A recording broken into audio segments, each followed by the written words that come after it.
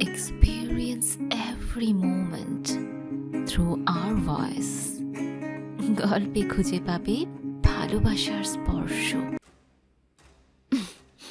একজন সরকারি অফিসারের ধৈর্য এত কম হলে চলে? কোবাং ছোং অর্থ আপনি ছাগল, মাই ছোং অর্থ তুই একটা ছাগল, নুয়া মানে গরু, ম্রাং মানে ঘোড়া, ক্রা মানে মুরগি, বে মানে হাঁস, ছাং মানে হাতি। মোরাল অফ দ্য স্টোরি, আপনি গৃহপালিত প্রাণীদের একত্রীকরণ রূপ। শেষের কথাটা অনানের এতটা মজা লেগেছে শব্দ করে হেসে উঠল। আফরা একটু চেয়ে মুখ ফিরিয়ে নিল। এমন খিলখিল হাসি সে শৈশবে হেসেছিল। জিয়াউল রাখতে গিয়েও রাখতে পারল না। মেয়েটার হাসি দেখতে ভালো লাগছে। মানুষের হাসি সুন্দর যদি সে মন খুলে হাসতে পারে। গাড়ি থামালো বস্তির পাশে। নেমে পড়ল আফিফ। স্যারকে নামতে দেখে জিয়াউলও নেমে পড়ল। আফরা বুঝল না বস্তিতে কী কাজ থাকতে পারে। পকেট থেকে একটা মাস্ক বের করে আফিফ আফরাকে উদ্দেশ্য করে বলল, পরে নিন, আমরা ভেতরে যাব। তীব্র কৌতূহলে আফরা দেরি করলো না। মাস্ক পরেই আফিফকে অনুসরণ করতে লাগলো। বস্তি পেরিয়ে খোলামেলা এক জায়গায় এসে দাঁড়ালো তারা। কিছু দূরেই একটি বড় সাইজের ছাউনি। জিয়াউলকে ইশারা করে আফিফ ছাউনিতে ঢুকে পড়ল। পরন্ত বিকেলের শুরু, চারিদিক খানিক শীতলতা বিরাজ করছে। আফিফকে দেখেই কয়েকটা ছেলে অবাক হয়ে এগিয়ে এলো। বাইরের লোক এই ডেরা সম্পর্কে জানে না, আটকানোর সুযোগও পেল না। তক্তপোষের ওপর কেউ শুয়ে আছে দেখে এগিয়ে গেল আফিফ। ব্যান্ডেজে পা দেখে প্রশ্ন করল, কিভাবে হলো?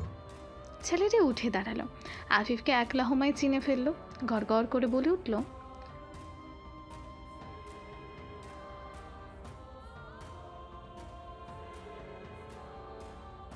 মুচকি হাসলো আফিফ।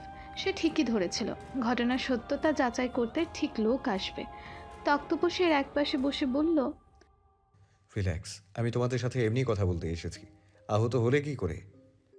ফুঁসে উঠল ছেলেটি। ওই শালা অনল মোহাম্মদ। প্রশ্নের উত্তর দিলাম। বেজমাতা বলে সিগারেট খেতে। আমি কি সিগারেট খাই? না করলাম। আমাকে হুকুম করে। যখনই প্রতিবাদ করলাম গুলি করে দিল। আমি কি ওর বাপের সম্পত্তি নাকি?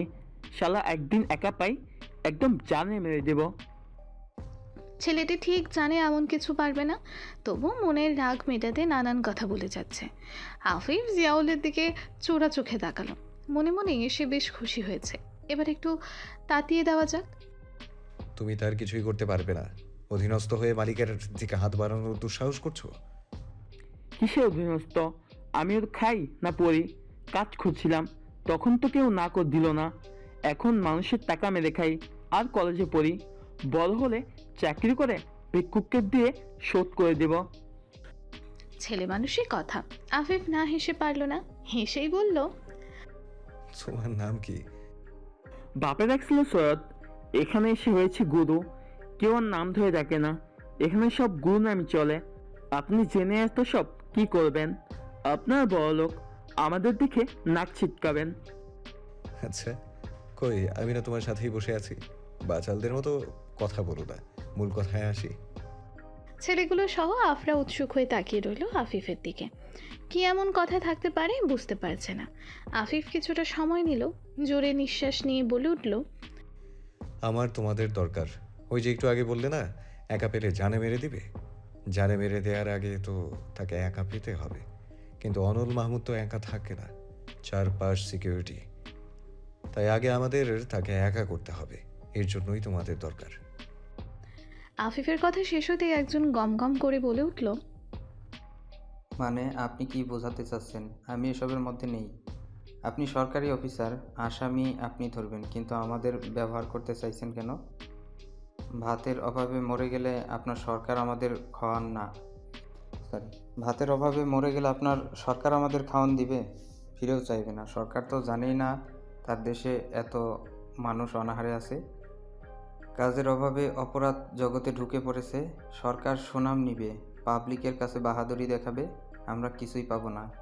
আরও অনল মাহমুদ জানতে পারলে পরিবার সহ মাটির সাথে মিশিয়ে দিবে। সাধারণ পাবলিক তার ব্যবহারে না জানলেও আমরা ছিনতাইকারীরা ঠিকই জানি শালা কত বড় হারামি। আমাদের খেয়ে কাজ নেই, আমরা এসবের মাঝে নাই। আপনারা তাকে ধরতে পারলে কি না আপনারা তাকে ধরতে পারলেন কি না পারলেন কি আমাদের ছিনতাইকারী হয়েই থাকতে হবে? স্পষ্ট ভাষায় যথাযথ কথাগুলো তুলে ধরেছে। সরকার সত্যিই জানে না এত এত অনাহারে থাকা মানুষের কষ্ট। উন্নত দেশ গড়ছে অথচ খাবারের মূল্য বাড়িয়ে দিয়ে গরিবদের ওপর জুলুম ছাড়া কিছুই হচ্ছে না। আসামি ধরে বাহাদুরই সরকারই করবে, কিন্তু এসব কতদিন? জনগণ ছাড়া সরকার গঠন হয়? জনগণ যদি দেশের জন্য এগিয়ে না আসে দেশ সুস্থ থাকবে? থাকবে না। আফিফ এইসব কথার সম্মুখীন হবে জানতো। আগ থেকে প্রতিশ্রুতি নিয়েই এসেছে সে। সবার দিকে এক পলক নজর বোলালো সে। নিস্তব্ধ পরিবেশ, সবাই তার মুখের দিকেই তাকিয়ে আছে। দাঁড়িয়ে অদ্ভুত ভঙ্গিমায় প্রশ্ন করল, নগর পুড়লে কি দেবালয় এড়ায়? ছাউনিতে গমগমে একটা ভাব। উত্তেজনায় ভেতর গমগম করলেও নিশ্চুপ সবাই। পিন পতন নীরবতার মাঝে নিঃশ্বাসের শব্দটাও কেমন ভয়ানক লাগছে। প্রশ্নটার উত্তর আসেনি। আফিফ অপেক্ষা করেছে কয়েক মিনিট। যখন উত্তর এলো না বা পাল্টা প্রশ্ন শোনা গেল না, তখন খানিক শব্দে হেসে উঠল সে। ততক্ষণে আফরা জিয়াউল আফিফের পাশে দাঁড়িয়েছে। জিয়াউলকে ইশারা করে আফিফ কিছুটা উঁচু গলায় বলল, এটি আমার প্রশ্ন নয়, রবীন্দ্রনাথের প্রশ্ন। রবি ঠাকুর চিনো না? যে রবি ঠাকুরকে একটু চিনেছে সেই ভালোবাসতে বাধ্য হয়েছে। শেষের কথাটায় অদ্ভুত এক আবেগ মিশেছিল। রবি ঠাকুর নামটি আসলেই মনে পড়ে কুঠিবাড়ির কথা। কলকাতা শহরটাকে তখন এতটা আপন মনে হয় অন্য কোনো দেশ ছুঁতে পারে না। শিলাইদহের পথে রবীন্দ্রনাথের ছোঁয়া, কুঠিবাড়িকে ঘিরে রয়েছে রবীন্দ্রনাথের ভালোবাসা। আহা, মন চায় মাটির গন্ধে বুক ভাসিয়ে অনুভব করি রবি ঠাকুরকে। মামুন নামের ছেলেটি এবার মাঝখান থেকে এগিয়ে এলো। এখানে সবার বড় সে। বয়স আনুমানিক 19 কি 20 হবে। এখানে মনে হচ্ছে না 21-এর ঊর্ধ্বে কোনো ছেলে আছে। মামুন আফিফের সম্মুখে দাঁড়িয়ে সরাসরি বলল, আপনি কি বোঝাতে চাচ্ছেন বলুন? আমাদের সাহিত্য গিলে খেলে চলবে না। আমাদের মাথা সবসময় ভাবে মালদান পার্টি ধরবো কিভাবে। আফিফ মুচকি হাসলো, বলল,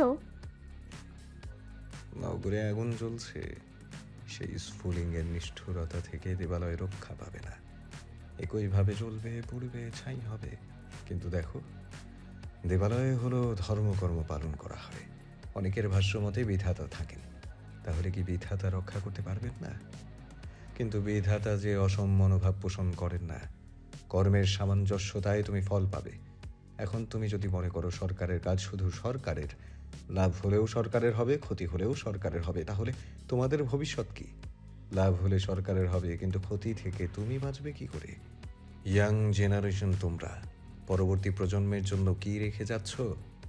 নাকি নিজ ছিনতাইকারী বলে নিজের প্রজন্মের জন্য একই পেশা রেখে যাবে? মুখ দেখাতে পারবে?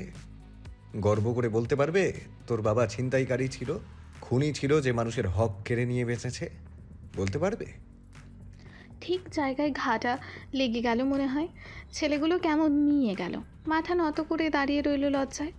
আফিফ সবার দিকে তীক্ষ্ণ দৃষ্টিতে তাকিয়ে পরখ করলো। কাজ হবে বলেই তো মনে হচ্ছে। আবার দৃঢ় কণ্ঠে বলল, মাথা নত করবে না, এমন কাজ করবে না অন্যের দুটো কথা শুনেই তোমার দৃষ্টি মাটিতে ঠেকে। বাঁচতে হলে মাথা উঁচু করে বাঁচো, না হলে মরে যাও। বেঁচে থেকেও কাপুরুষের মতো জীবনযাপন করে নিজেকে অন্যের নিকট তামাশার পাত্র করো না। মাথা উঠালো ছেলেগুলো। মামুন নিম্ন কণ্ঠে প্রশ্ন করল, আমি বুঝতে পারছি না আমাদের আপনি কিসের জন্য এসব কথা বলছেন। তবে আপনাকে আগেই বলে দিতে চাই, আমরা ছিনতাইকারী। এই বস্তিটা দেখছেন, কম করে হলেও 400 মানুষ বাস করে। তার মধ্যে আমাদের বয়সী ছেলের সংখ্যা হলো 70+ হবে। তার মধ্যে আমরা 40 জনের মতো স্কুল কলেজে পড়ি। আব্বা চাইছিল মাহমুদের কাছে কাজে পাঠাতে, কিন্তু যাইনি। আমরা পড়তে চেয়েছি, ওখানে কাজ করলেও 6 মাসেও মনে হয় না বাইরে বেরোতে পারবো। রাগ করে আব্বা খরচ চালায় না। অনেক কাজ করেছি, কিন্তু বস্তির ছেলেদের কুলি মেকানিক ছাড়া কিছু জোটে না। দিনে এসব করি, রাতে ছিনতাই করি। আমা অসুখে পড়ে আছে, চিকিৎসার জন্য মাসে 10-12 হাজার খরচ হয়। মা তো ফেলে দিতে পারি না। থামলো মামুন। সবারই একই সমস্যা, শিক্ষিত ছিনতাইকারী যাকে বলে। প্রতীক নামের ছেলেটি এগিয়ে এসে বলল, এই বস্তিতে কলের সংখ্যা মাত্র 5টা। 400 মানুষের 5টা কল। আপনারা সপ্তাহে ভাবতে পারবেন? এমন কোনো দিন নেই সকল বিড়াল হাতাহাতি মারামারি গালাগালি না হয়। বয়স্করা মাতলামি করে অশ্রাব্য ভাষায় গালিগালাজ করে। সকালে উঠে দেখা যায় বাচ্চারাও মজা করে ওসব বলাবলি করছে। অসুস্থ পরিবেশ, রিপোর্ট দিলেও মনে হয় না কখনো দেখে। সেই 3 বছর আগে উপরতলা থেকে লোক এসেছিল, যা লোক দেখা নেই, কাজ আর কিচ্ছু হয়নি। এই পরিবেশ থেকে মুক্ত আমরা কখনই হবে না। তাই নতুন করে ঝামেলা বাড়িয়ে মাথার ওই ভূত টিনের ছাদটাও হারিয়ে ফেলতে চাই না। অনল মাহমুদ জানতে পারলে দেখা যাবে সকাল না হতেই ভেকু মেশিন দিয়ে হাজির হবে বুঝতে ভাঙতে। চেয়ে দেখা ছাড়া আর কিছুই করার থাকবে না। আফিফের মুখটা করুণ দেখালো। বস্তি একটা শব্দ, অথচ এই শব্দের মাঝে কত কি লুকিয়ে থাকে। আজ ওদের কথা না শুনলে হয়তো সে গভীরভাবে উপলব্ধি করতে পারতো না এই শহরে জীবনযাপন করা কত কঠিন। কি বলবে ভেবে পেল না আফিফ। আরেকটি ছেলে বলল, যুবতী মাইয়াগোর কথা শুনবেন না। মাইয়াটার নাম ছিল রূপসী, দেখতেও একদম হীরার মতো চকচক করতো। আমারে দেখে মিষ্টি করে হাসতো। 3 মাসের প্রেম ছিল। কথা ছিল কয়দিন পর একটা বড় কাম যোগ কইরা ওরে বিয়া করুম। কিন্তু এই শহরে সুন্দরী হইয়া জন্ম নেয়া পাপ। শালা হারামি মবিন আছে না, অনল্যার চামচা উঠাইয়া নিয়ে গেছে গা। কতদিন ঘুরছি আর পাই নাই। স্বাদ মিটাইয়া বারে ডান্সার বানাই রাখছে। ছেলেটার ভেতর থেকে এক চাপা আর্তনাদ বেরিয়ে আসলো। চোখে তুমুল বর্ষণ। যতটুকু সাহস আফিফ করেছিল সবটুকু যেন মিইয়ে গেল।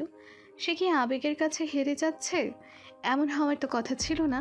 তৎক্ষণাৎ মেয়েলি ভৎসনা ভেসে এলো শান্ত কণ্ঠে। ও আচ্ছা, মেয়েটা ধর্ষিত নষ্ট বলে এখন আর ভালোবাসা নেই, সব ভালোবাসা ফুস। এই প্রথম কথা বলল আফরা। আফিফ অবাক হয়ে তাকিয়ে পরক্ষণে অজান্তেই তার ঠোঁটের কোণে হাসি ফোটে। আফরার কথায় ছেলেটি তেলে বেগুনে জ্বলে উঠল একদম। খবরদার আমার ভালোবাসা নিয়ে কথা বলবেন না। গেছিলাম আনতে, মায়া শুধু কান্দি, কিন্তু আমার সঙ্গে আসবার চায় না। কিভাবে চাইবে? অনল মাহমুদের খাঁচায় ঢোকা সহজ, বের হওয়া জটিল। তাকে তো এমনি এমনি রাখেনি। আপনার উচিত তাকে বের করে আনা। যদি ভালোবাসা থাকে আমাদের সাথে আসুন। আই প্রমিস, কালকে আপনি মেয়েটাকে নিজের সামনে দেখতে পাবেন। কথাটি বলা মাত্রই অবিশ্বাস্য এক কাণ্ড ঘটে গেল। প্রেমিক যুবকটি বসে পড়ল আফরার পায়ের কাছে। দুপা পিছিয়ে যেতেও নিজেকে স্বাভাবিক রাখার চেষ্টা করলো আফরা। ছেলেটি কেঁদে ফেললো অঝরে, বলল, আমি রাজি, শুধু ওরে আয়না দেন। ওর বাপটাই গলায় দড়ি দিছে। ওর মায়ে অসুস্থ, আমার ঘরে থাকে, দিন রাত নাম ধরে ডাকে। আপনি মরতে কইলে আমি তাই করুন, শুধু তারে আয়না দেন। আফরার হঠাৎ কি হলো? ডান হাত এগিয়ে ছেলেটির মাথায় রাখলো, নরম সুরে বলল, তোমার নাম কি ভাই? পড়াশোনা করো না? রনিত। না বাপ, মইরা গেছে জ্বরে পইরা। মাই মানুষের বাড়ি কাম করতো, বুইরারা ভালো ছিল না, আর কাম করতে দেয় নাই। পড়াশোনা ছাইরা কামে ঢুকছি সেই 6-এ থাকতেই। আচ্ছা উঠে দাঁড়াও, আমরা কথা বলি। রনিত উঠে দাঁড়ালো। আফরা আফিফের দিকে তাকাতেই আফিফ কৃতজ্ঞতার হাসি দিয়ে বলে উঠল, এই যে আমি তোমাদের সাথে কথা বলছি, আমার কিন্তু কোনো স্বার্থ নেই, না আমার কোনো লাভ আছে। শুধুমাত্র দেশের স্বার্থে, জনগণের স্বার্থে জীবন বাজি রেখে যুদ্ধে নেমেছি। সবার আগে তোমাদের মন থেকে কনফিউশনগুলো দূর করি। তোমাদের প্রথম অভিযোগ, সরকার তোমাদের দেখে না। হ্যাঁ, তা দেখে না। সরকারের কি এতটা সময় আছে ঘরে ঘরে গিয়ে দেখে আসবে? না, সময় নেই। সরকারকে দেখাতে হবে। কিন্তু ভুলটা কি জানো? কয়েকজন স্বার্থবাদী লোক ক্ষমতায় বসে সরকারকে যেমন চুষে খায়, জনগণকেও চুষে খায়। এই যেমন ধরো, কোনো কাজের বাজেট হলো 50,000, তোমার কাছে সর্বোচ্চ 10,000 আসবে, আর 40,000ই চলে যাবে উপরতলাদের কাছে। এসব কি সরকারের জানার কথা? না, জানার কথা না। সরকারের প্রতিনিধি হিসেবে তারা ক্ষমতায় থেকে ভোগ করছে বিলাসিতা। এখন তোমাদের প্রশ্ন থাকতে পারে, সরকার কি ধোঁয়া তুলসী পাতা? না, তাও না। ক্ষমতার লোভ যার মস্তিষ্কে ঢুকে যায়, সে অনেক কিছু করে ক্ষমতা ধরে রাখতে। কিন্তু আমাদের তো কাজ সরকার নিয়ে নয়, বা বামপন্থী দল নিয়ে। আমরা লড়াই করব আমাদের অধিকার নিয়ে। না ফলো করব সরকারকে, না ফলো করব বামপন্থী কোনো দলকে। আমরা আমাদের মতো লড়াই করে যাব নিজের চাহিদা পূরণের লক্ষ্যে। এতে সরকারের কি লাভ হলো বা না হলো আমাদের দেখার কথা না। আমরা শুধু নিজেরটা বুঝবো। পৃথিবীতে অসৎ মানুষের পাশাপাশি সৎ মানুষও বেঁচে আছে, না হলে দেশ কবে রসাতলে চলে যেত। ততটুকু রয়েছে, সবই তাদের চেষ্টা। আশা রাখছি ক্লিয়ার হয়েছ। ছেলেগুলো কেমন সতেজ হয়ে উঠল। আফিফ সবার পরিবর্তন লক্ষ্য করছে। ভালোভাবে বেঁচে থাকার জন্য তারা এবার লড়াইতে নামবে। আফিফ থামল না, আবারও বলল, সাধারণ জনগণ না জানলেও তোমরা ঠিকই জানো এই শহরে কেমন অরাজকতা চলছে। নারী পাচার, নারী ব্যবসা, স্মাগলিং, ধর্ষণ, খুন কি নেই এই শহরে? তার মূল হচ্ছে মাহমুদ পরিবার। এই মাহমুদের ক্ষমতা ধরেই পাড়ায় পাড়ায় বখাটেরা বৃদ্ধি পাচ্ছে, ইফটিজিং বাড়ছে, ধর্ষণ বাড়ছে, খুন বাড়ছে। যদি কোনো পরিবার আইনের দ্বারস্থ হয়, দেখা যায় প্রশাসন কেস না নিয়ে খবর পাঠিয়ে দেয়। অনল মাহমুদ পরিবারকে মাটিতে মিশিয়ে দেয়। এরকম দাসত্ব আর কত? এখন তোমাদের সময়। তোমরা হলে দেশের ভবিষ্যৎ। তোমরা যেভাবে দেশকে গড়বে, পরবর্তী প্রজন্ম সুস্থ দেশে বাস করতে পারবে। সবাই যদি পিছিয়ে যায়, দেশ সমাজ অসুস্থ থেকেই যাবে। এখন সবটা তোমাদের হাতে। আছো আমার পাশে। পিন পতন নীরবতা। ছেলেগুলো ওর মুখ চাওয়াচাই করছে, দোটানায় পড়ে হাঁসফাঁস করছে। এমন সময় আফরা বলল, স্যামুয়েল টেইলর কোলরিজ বলেছেন, he prayed best who loved best. এটি দ্বারা কি বোঝায় জানো? জীবে দয়া করে যেই জন, সেই জন সে বিচে ঈশ্বর। সিদ্ধান্ত এখন খুব তাড়াতাড়ি নিতে পারবে। ভাবো, বেশি করে ভাবো। মনে রেখো, লড়াই কিন্তু নিজেদের জন্যই। ভাবতে হলো না ছেলেদের। ছড়ানো ছেটানো ছেলেগুলো আফিফদের কাছে ঘেঁষতে লাগলো। মাদুর বিছিয়ে রাখা ছিল, সবাই একে একে বসলো। বেশ উত্তেজিত মনে হচ্ছে। মামুন সবার প্রতিনিধি হয়ে বলল, আমরা লড়াই করব, বাঁচার মতো বাঁচবো। আফিফের পেছন থেকে জিয়াউল এগিয়ে এলো। চুপ থাকতে তার মোটেও ইচ্ছে করছে না। চোরা চোখে অনানের দিকে তাকিয়ে বলল, সুকান্ত ভট্টাচার্যকে চিনো? নবজাগরণের কবি। তার কবিতা পড়লে রক্ত টকবক করে ওঠে। আমাদের এই ভাঙাচোরা সমাজ, বুঝোই, শাসন ব্যবস্থার বিরুদ্ধে প্রতিবাদের কবিতা লিখেছেন তিনি।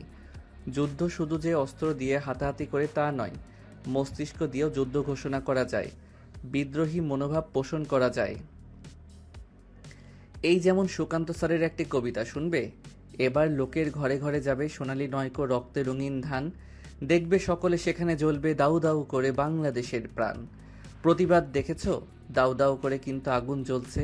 এই বান্দরবান শহর পুড়ে পুড়ে আজ ছাই হতে চলল। তোমাদের হাতে আগুন নেভানোর অস্ত্র প্রস্তুত তো? সমস্বরের আওয়াজ ভেসে উঠল। আফিফ কেমন কেঁপে উঠল। তার তৈরি করা পরিকল্পনা যে এত সহজে খেটে যাবে সে ভাবতেও পারেনি। জিয়াউলের দিকে তাকালো আফিফ। ছেলেটা কাজের বেলায় একদম অন্যরকম হয়ে যায়, তাই তো এই ছেলেটা তার এতটা প্রিয়। ছেলেগুলোর সামনে বসে পড়ল সে। যত মিশবে তার কার্য হাসিল ততটা হবে। শান্ত দৃঢ় কণ্ঠে বলল, মূল্যবোধ হলো মানুষের আচরণ পরিচালনাকারী নীতি ও মানদণ্ড, যার মাধ্যমে মানুষ নিজের ভুল ও শুদ্ধ, ভালো ও মন্দ, দোষ ও গুণের পার্থক্য নির্ধারণ করতে পারে। তুমি ভালো মন্দের পার্থক্য তখনই বুঝবে যখন তুমি ভালোটা গ্রহণ করতে উৎসাহিত হবে। এখন তোমরা ভালোর জন্য লড়াই করছো, কারণ ভালোটা তোমার জন্য জরুরি। ভালোর পেছনে ছুটছ কতজন? মূল্যবোধ। প্রতিটি মানুষের মূল্যবোধ থাকাটা জরুরি। অকৃত্রিম ও অর্জিত আপোষহীন নীতি বা দৈনন্দিন কাজের মধ্যে দিয়ে প্রতিফলিত হয়। এটি জীবনে ঐক্য ও শৃঙ্খলা প্রতিষ্ঠা করে। একটি শিশুর মূল্যবোধ শিক্ষার প্রাথমিক শিক্ষাকেন্দ্র হল পরিবার এবং প্রাতিষ্ঠানিক উৎস শিক্ষালয়। এই দুই থেকেই শিশুরা শিখতে পারে, জানতে পারে। পরিবারের মানুষ যদি শিশুকে ভুল শিক্ষায় বড় করে, শিক্ষালয়ের কিছু করার থাকবে না। আবার শিক্ষালয় যদি নীতি ধরে রাখতে না পারে, শুধুমাত্র পরিবারের চেষ্টায় শিশুর সঠিক বিকাশ হবে। দুইকে নীতি ধরে প্রজন্মকে সুশিক্ষায় শিক্ষিত করে তুলতে হবে। বস্তিতে মূল্যবোধ কথাটি চলে না। এখানে প্রকাশ্যে অনৈতিক কাজগুলো ঘটতে থাকে। পরিবর্তন হলে ক্ষতি কী? বসবাসের যোগ্য হবে। জবাব দিল মামুন। আমি 40 দিনের গ্যারান্টি দিতে পারবো স্যার। আমরা এই 40 জন একত্রে আছি, কিন্তু সৈয়দ পারবে না। গুলি খেয়েছে তো। সৈয়দও পারবে, শুধু পরিচালনা করতে হবে। কথা হচ্ছে বেইমানি করবে না তো। আফিফ মুনতাসির লোকটা কিন্তু সত্যিই ভালো না। তুমি যদি আমাকে বিপদে ফেলো, আমি তোমাকে মৃত্যুর মুখে ফেলতে কুণ্ঠাবোধ করব না। তুমি আমাকে একটু ভালো সঙ্গ দাও, আমি তোমাকে জীবন দিয়ে রক্ষা করব। তক্তপোষের ওপর দিয়ে শুয়ে থাকা সৈয়দ হেসে উঠল। কেউ তার হাসির কারণ বুঝতে পারল না। ভ্রু কুচকে তাকিয়ে রইল তার দিকে। সৈয়দ নিজের হাসি থামিয়ে বলল, সরি, হাসতে যায়নি, হঠাৎ একটা কথা মনে পড়লো। বাংলা ছবিতে যেমন বলে না, চৌধুরী সাহেব আমি গরিব হতে পারি কিন্তু ছোট লোক না, সেভাবে আমারও বলতে ইচ্ছে করছে মুনতাসির সাহেব আমরা ছিনতাইকারী হতে পারি কিন্তু বেঈমান না। কথাটা বলা শেষ হতেই চারিদিক হাসির ফোয়ারা বয়ে গেল। আফিফ হাসতে না চেয়েও হেসে ফেলল। পরিবেশ একটু স্বাভাবিক হয়েছে। আর চোখে আফরাকে দেখলো আফিফ। মেয়েটা শুরু থেকেই কাট মুখশ্রী নিয়ে দাঁড়িয়ে আছে। এতজন হাসলো তবু হাসলো না সে। চাপা শ্বাস ফেলে ছেলেগুলোর হাসি দেখতে লাগলো আফিফ। বর্তমানে জিয়াউলের হাসি শব্দটাই বেশি শোনা যাচ্ছে। হাসির মাঝে প্রতীক বলে উঠল, কিন্তু স্যার আমরা কিভাবে পারবো? ওদের কাছে যে অস্ত্র লোক আছে, আমরা 5-6 জন হলেও পারবো না। আফিফ মুচকি হেসে কিছুক্ষণ ভাবল, দাঁড়িয়ে পড়ল শটান হয়ে, গম্ভীর কণ্ঠে বলল, তোমাদের একটি গল্প শোনাই। ঠিক গল্প না, ইতিহাস। পর্তুগিজ বণিক দলের অধিনায়ক ভাস্কো দা গামা মশলার যুদ্ধের কথা শুনেছ? নিজেদের অস্তিত্ব টিকিয়ে রাখতে কালিকটের রুখে দাঁড়ানোর কথা শুনেছ? পর্তুগিজদের অগ্নি উদগীরণ কামানগুলোর প্রতিপক্ষ হিসেবে দাঁড়িয়েছিল কালিকটের অস্ত্র ঝঞ্ঝা জাহাজ। ঢাল তলোয়ার দিয়ে কামানের বিরুদ্ধে রুখে দাঁড়ানোর মতো বড় বোকামি হয়তো নেই, কিন্তু কালিকট রাজার উদ্যোগে বণিকরা সাহস করেছিল। খোঁজা আশ্বরের ভারী ভারী জাহাজগুলো যখন কামানের গোলায় ঘায়ে জখম হয়ে পড়তে লাগলো, তখন নৌসেনাপতি কাসিম তার ছোট ছোট জাহাজগুলোকে কামানের সম্মুখে দাঁড় করালেন। এমন কৌশলে জাহাজগুলো পরিচালনা করলেন, কামানের একটা গোলাও জাহাজের মুখ আঁচড় কাটতে পারল না। ক্ষিপ্রগতি জাহাজগুলো নিয়ে নৌসেনাপতি পর্তুগিজদের জাহাজগুলোকে বোলতার মতো ঝাঁকে ঝাঁকে ঘিরে ফেলল। ভাস্কো দা গামা কিন্তু তখন টিকতে পারেনি। যে সুবিশাল শক্ত জটিল পরিকল্পনা সাজিয়েছিল তা এক নিমিষেই তাদের ভয়ের কারণ হলো। কোনো মতে অব্যাহতি পেয়ে যুদ্ধে ইস্তিফা দিয়ে ঘরে ফিরলেন। ইতিহাসের এই যুদ্ধের কথা সে বাবার কাছে শুনেছিল। পরবর্তীতে আরও জেনেছে এই ব্যাপারে। এই মুহূর্তে মনে হলো এর থেকে বড় উদাহরণ তার কাছে নেই। একটু থেমে আবারও বলল, খোঁজা আশ্বরের বড় বড় জাহাজগুলো যেখানে হার মেনে নিয়েছিল, কাশিমের ছোট ছোট জাহাজগুলো কিন্তু জয়ের দিকে অগ্রসর হয়েছিল। তুমি ছোট, তোমার তেমন কিছুই নেই ভেবে যদি অচল হয়ে পড়ো, অপরপক্ষ তোমাকে শুধু আঘাত করেই যাবে। নিজেকে এমন কৌশলে পরিচালনা করো, এমনভাবে গড়ে তোলো, মস্তিষ্ককে এমনভাবে খাটাও, তোমার প্রতিপক্ষ ভাস্কো দা গামার মতোই যেন পিছিয়ে যায়। কালিকট রাজা জামোরিন যদি নিজের শক্তি কম বলে পর্তুগিজদের দাসত্ব মেনে নিতেন, তাহলে সারা জীবন তাদের গোলাম হয়েই থাকতে হতো। হারাতে হতো মুকুট, আধিপত্য, দেশের সমৃদ্ধি। তৈরি করো নিজেকে, রুখে দাঁড়াও অস্ত্রের বিরুদ্ধে। তুমি নিজেই কৌশল পেয়ে যাবে কিভাবে রুখতে হবে। শুধু দরকার আত্মসম্মান, আত্মবিশ্বাস, দৃঢ় সংকল্প, ইচ্ছা শক্তি, কঠোর পরিশ্রম। আমাদের জয় নিশ্চিত। বুকে সাহস জমল। কথাগুলোই এতটা আত্মবিশ্বাস মিশেছিল, সবার মনেই একখণ্ড জোর এসে জড়ো হলো। উত্তাল হাওয়ার মতো এক ছুটে বুকের স্বপ্ন ছুড়ে দিল। আফিফ সবার দিকে তাকিয়ে মুচকি হাসলো। এরপর সরাসরি অনানকে সামনে আসতে বলল। সামনে এসো, সবার একটা করে ছবি উঠিয়ে দাও। এই কথাটির জন্যই হয়তো মেয়েটা অপেক্ষা করছিল। শোনা মাত্রই ছুটে এলো সামনে। ছবি উঠিয়ে একটি কাগজে নাম লিখে নিজের কাজ সম্পন্ন করলো। আফিফ সবার উদ্দেশ্যে শীতল কণ্ঠে বলল, আজ আমরা যাব, খুব শীঘ্রই আমাদের দল গঠন হয়ে যাবে। পরিকল্পনা মতো কাজগুলো শেষ করতে পারলে আমাদের জয় নিশ্চিত। এরপর দেশে সুষ্ঠু রাজনীতি প্রতিষ্ঠা হবে।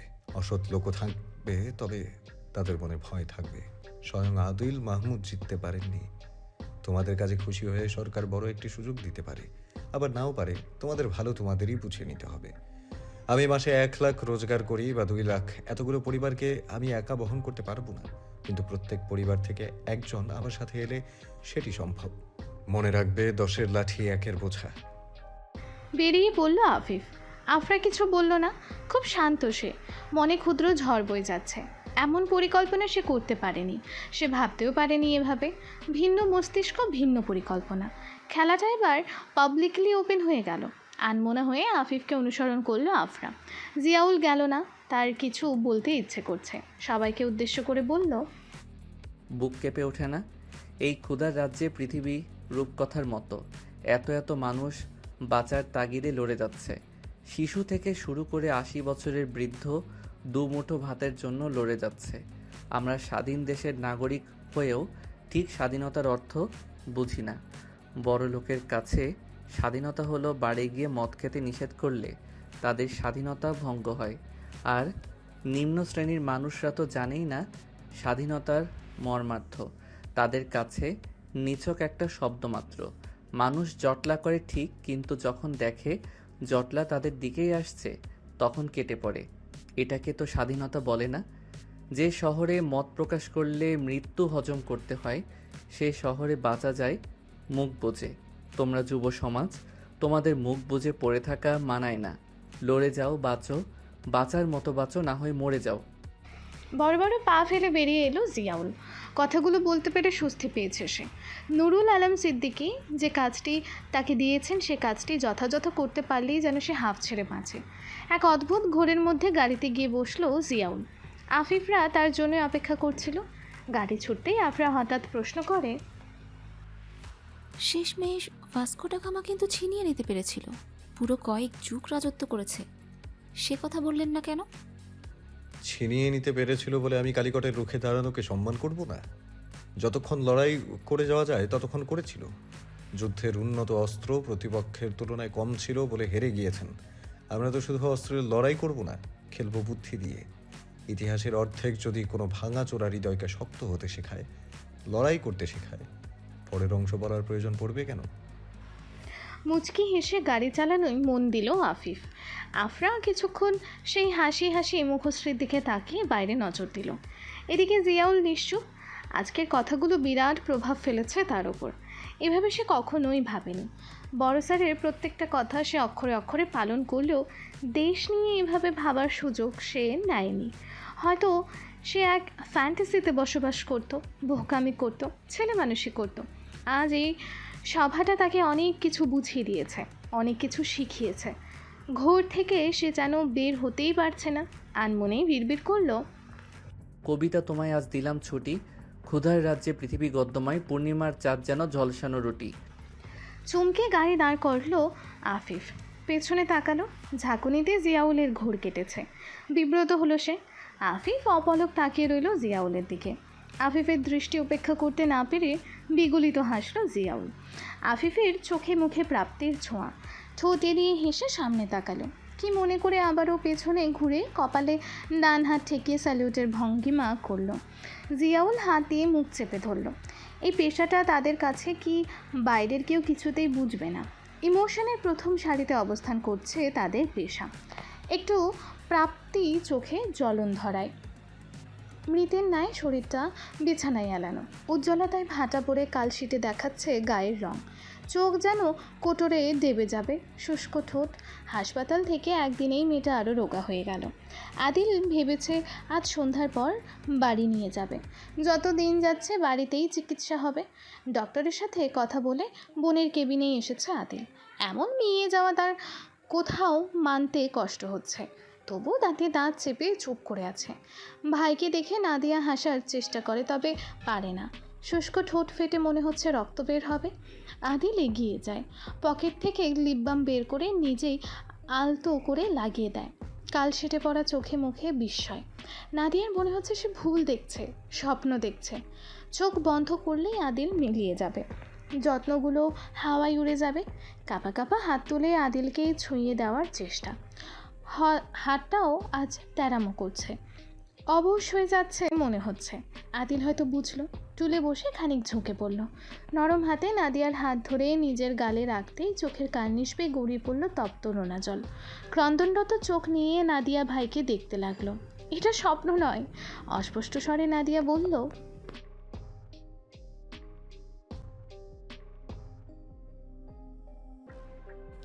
আদিল নিজেকে নরম করতে গিয়েও পারল না এতদিনের খোলস ছেড়ে বেরিয়ে আসতে। কোথাও একটা বাধা আসে ভেতর থেকে। শীতল কণ্ঠেই শুধালো, আফসোস একটি, ভাইকে বলো ভাই ইচ্ছে পূরণ করবে। এবার মিষ্টি হাসলো নাদিয়া, সেই সাথে গড়িয়ে পড়ল জল। দুর্বল কণ্ঠে বলল, ওই আফসোস আমার জীবন দিয়েও পূরণ হবে না। ওই আফসোস আমাকে সুখ দেয়, শান্তি দেয়, দুঃখ দেয়, আবার যন্ত্রণাও দেয়। ওই আফসোস বহুরূপী ভাইয়া।